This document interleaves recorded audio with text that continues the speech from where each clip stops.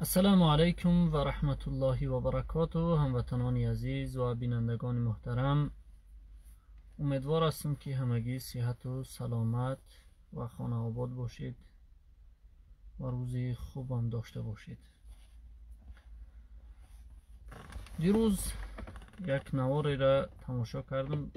البته این نوار یک خیلی وقت است که در صفحه های اینترنتی میچرخد، اما شخصا من دیروز با پرگی تماشا کردم این نوار و همچون یک تاجیک، همچون یک تاجیکستانی، همچون یک عضو این ملت برای خودم خاموش ایستادن، بی‌طرف بودن و در این قضیه به اهمیت بدن اجازه ندادم و خواستم که در این قضیه البته مداخله بکنم.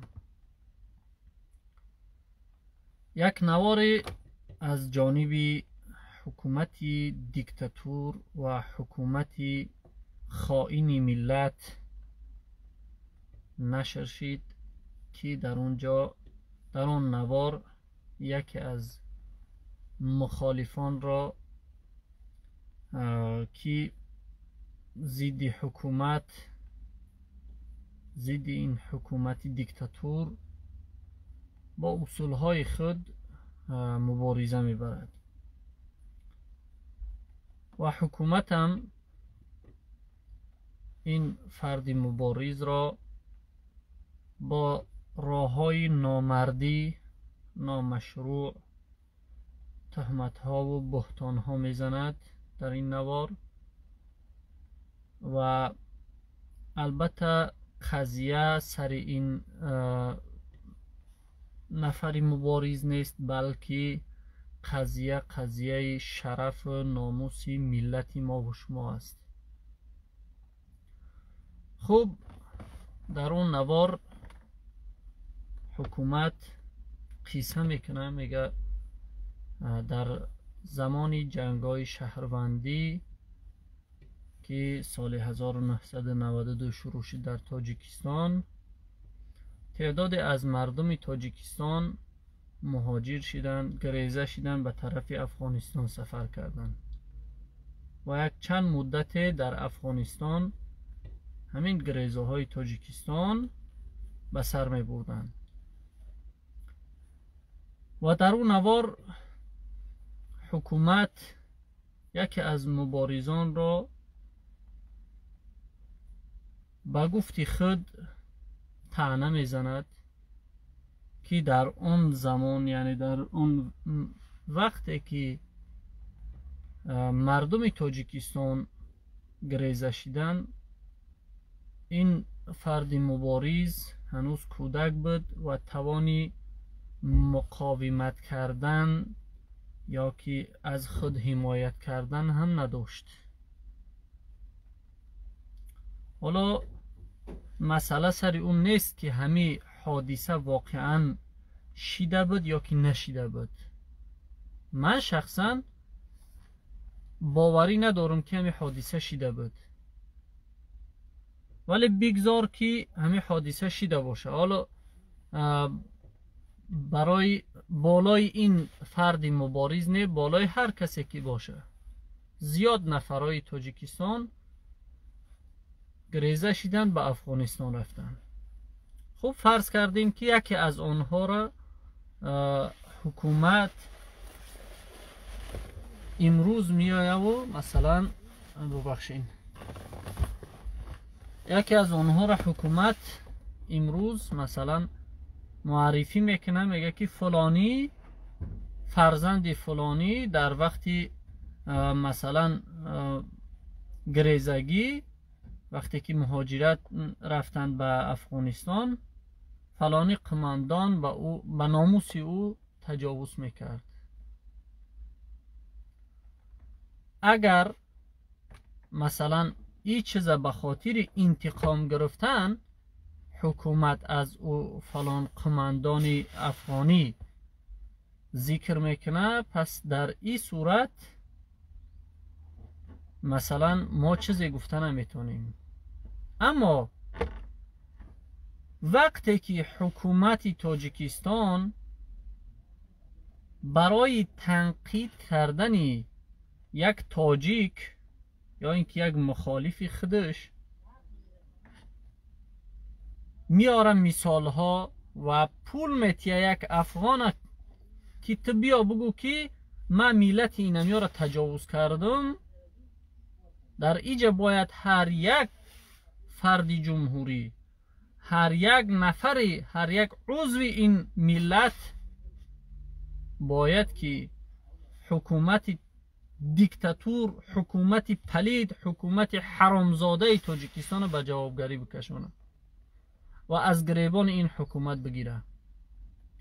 شما ببینین ما مردم تاجیکستان چی گناه کردیم در نزد این حکومت، در نزد دولت مونکی در تمام دنیا ما و شما را تروریست اعلان میکنه، در سازمان های حقوق بشر صحبت از باکیرگی یعنی از همون شرمگاه زنهای تاجیک میروه از دست این حکومت.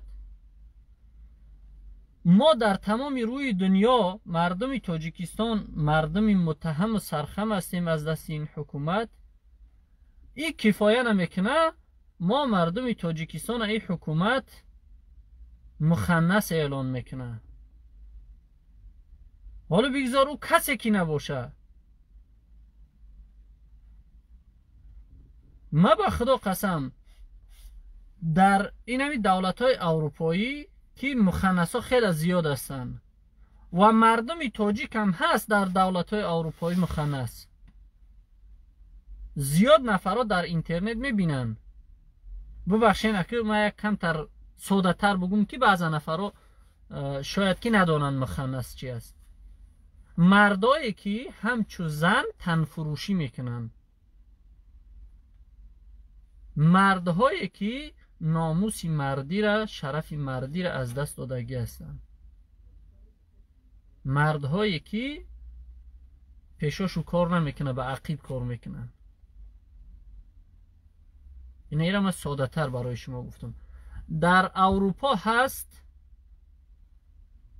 الحمدلله که ما با چشم ندیدیم از نزدیک، نمیشناسیم اون نفرها را، اما در اینترنت ها متاسفانه خیلی زیاد است. 3-4 نفر هست در اینترنت ها که یعنی مخنث هستند. از روسیه تا اروپا سر کرده بگیم که هست. به نام الله قسم من هر وقتی که یک نواری از اونها در اینستاگرام باشه یا که در یوتیوب باشه یا در فیسبوک مبادای از پیش من میبراید، دنیا برای من تاریک میشه که ملت ما به چی راه های بد رفته است. ملت ما در کدام کارها طعن میشه. من نمیدونم از کدام ناموس، از کدام شرف این حکومت بدبخت، این حکومت پلید گپ میزنه که خودش میبروید میروه یک به افغانی کانچینی را ببخشین پول میتیه، میگه که بیا در همین نوار ما اشتراک بکن، او هم چی بگو که ملت ما را تجاوز کردی. آیا ارزنده نبود که حکومت اگر چی همین کار شیدگی باشه حکومت ایره دنبالگیری میکرد و حداقل یک طعن میزد، یک طلب میکرد، اونم پنهانی که ما اینم خیلی مشکلیات در قرار داشتیم، شما ما را تجاوز کردیم.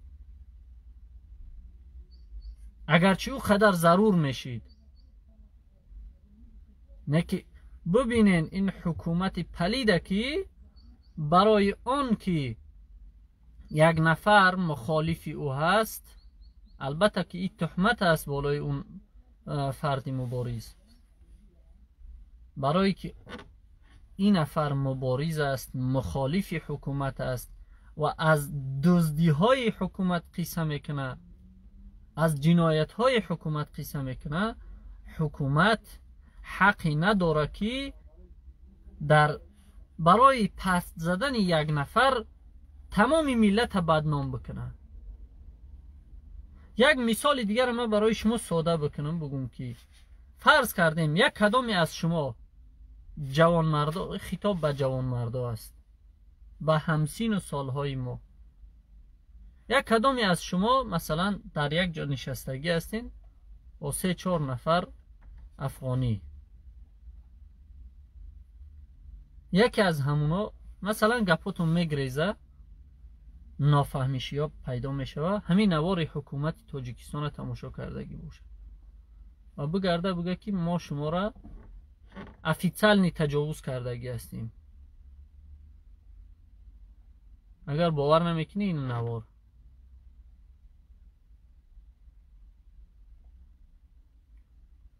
آیا همین چیز شیدنش ممکن هست؟ البته که هست.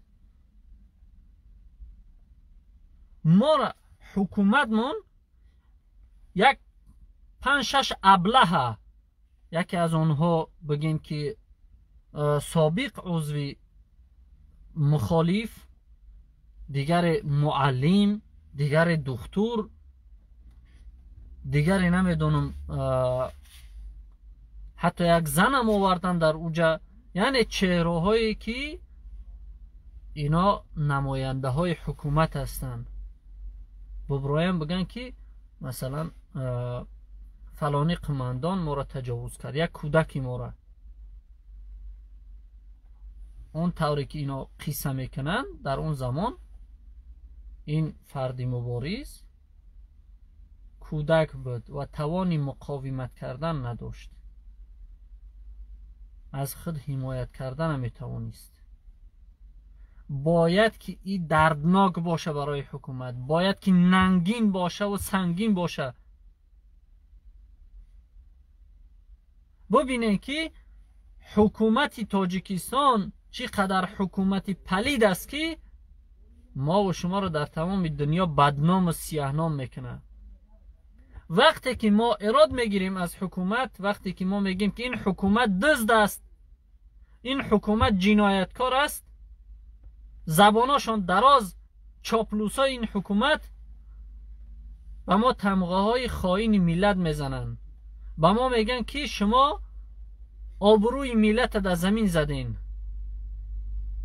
حالا اون که ما هیچ وقت یگان تنقید به ملت نکردیم، یگان عیب و علت ملت ما در جای نشر نکردیم. ما تنها در اینترنت ها، در نوارها، در صحیفه ها جنایت های حکومت نشر میکنیم، تنها به خاطر آن که مردم تاجیکستان تنها آنها را ببینن و مردم تاجیکستان بدانن که لقمه آنها در دهان کیست. مردم تاجیکستان ببینن که برای چی این مردم نمیتوانن سر بالا بکنن، نمیتوانن یک قدم به پیش بروند در عصر 21. هدف از هر یک نواری که ما میکنیم، از هر یک نشریه هایی که ما میکنیم، تنها و تنها انمی است که ما به شما مردم تاجیکستان اثبات بکنیم که این همیا دزدن در سر قدرت، این همیا جنایتکار هستند، این همیا هستند که ما و شما حیات در بدر هستیم، این همیا هستند که ما و شما هیچ وقت دستمون نمیرسه که ما از قرضهامون خارج بشیم. این همیا هستند که ما مردم تاجیکستان یا اینکه دولت ما قرضدار است.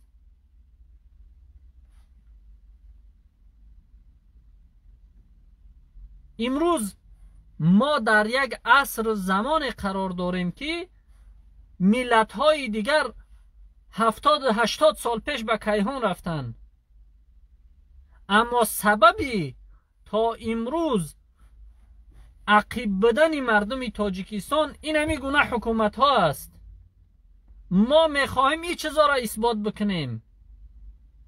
ما عیاشی های حکومت برای شما اثبات میکنیم که حکومت با مالهایی که شما زحمت میکشین، با اون مالهایی که از بودجه دولت است باید دولت پیشروی بکنه، باید برای هر یک کدام شما جایهای کاری تامین بشه در تاجیکستان. چگونه عیاشی ها میکنه حکومت؟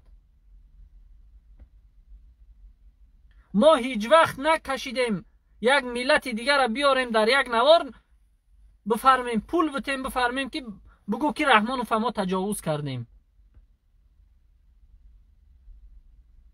این بی آبروگی کردن ملت نیست؟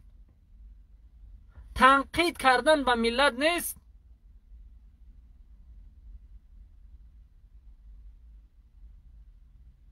ببینین دعوا از پیشوایی میکنه رحمانوف، دعوا میکنه رحمانوف که یعنی رئیس جمهور از سرداری مردم تاجیکستان است. شما پدرای محترم، اون کسایی که هر یک کدامت فرزند دارین، اگرچه همه حادثه رم بشورم، آیا شما میتونین که تنقید به فرزند خود بزنین بگین که این بچه مرا فلانی تجاوز کرد؟ اگر شما واقعا پدر هستین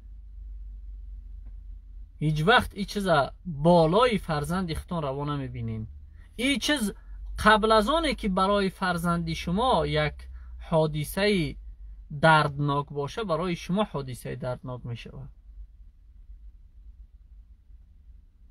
اگر به هر یک گناهایی رم که دست بزنه فرزندی شما، شما هیچ وقت این عیب او را آشکار نمیکنین، اعلان نمیکنین در تمام دنیا.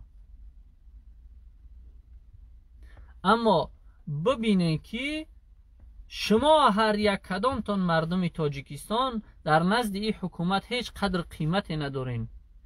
گپ از آبروی ملت می رود در اینجا.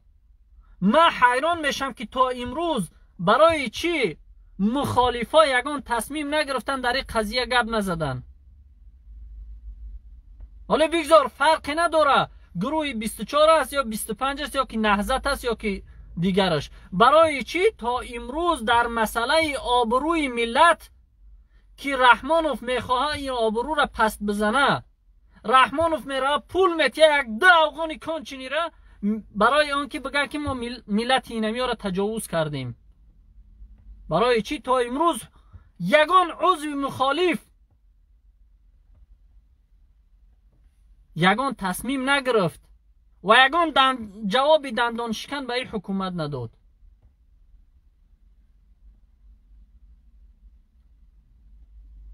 قبول دارین؟ یعنی شما قبول دارین که شما افغانا تجاوز کردن؟ همین به آبروگی را، همین به عرفتی را قبول دارین؟ شما فکر میکنین در فیسبوک افغانا وجود ندارن؟ در سرخط دوستای هر یک کدامتون در فیسبوک افغانا هستن. شرم نمیدارین از همون دوستاتون؟ اقلا یک تد نمیبروین یک نوار بکنین بگین که مردم شریفی افغانستان اینمی تهمتی که اینمی حکومت خبیث میزنه سببش در این است که این نفر مبارز است، این نفر عیبه های حکومت آشکار گپ میزنه. حکومت در یک حالت غلطیدگی است که میخواه آبروی ای را بریزه.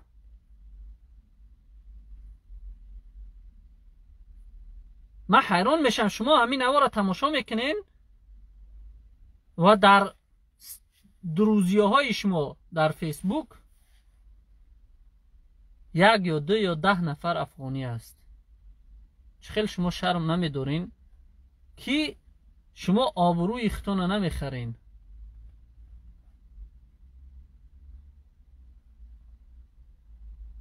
تماشا بکنین این نوارا. با خدا قسم هر یک کدامت باید این آبرو را کوشش بکنین که از دست نتین. این ناموسی ما و شما است. گپ از یک کودک ملت ما و شما می روه و حکومت برای آنکه یک هدف ناپاکی خچه عملی بکنه تهمت به یک کودک میزنه و با زبان دراز میگه که این کودک ملت ما را تجاوز کردن. بر قصد همو کودک میگه ای گپا. با زبان خود میگه که کودک بود.